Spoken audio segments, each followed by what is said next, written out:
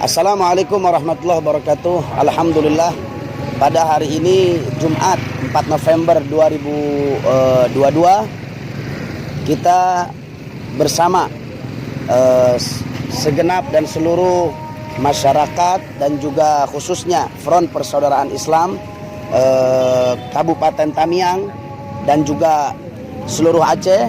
Alhamdulillah, FPI Banda Aceh, FPI Aceh pada hari ini membuka posko untuk korban banjir Aceh Tamiang pada hari ini. Semoga kita doakan mudah-mudahan semua rekan-rekan relawan di sini Allah kasih sehat walafiat dan Allah berikan keikhlasan untuk membantu masyarakat, karena ini sebagai kewajiban kita, saudara satu bangsa dan satu daerah dengan kita.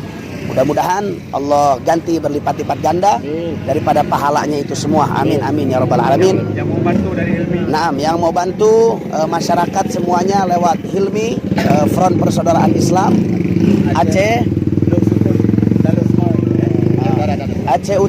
Aceh Utara nanti bisa hubungi nanti nomor WA-nya atau nomor rekeningnya nanti diterapkan di sini.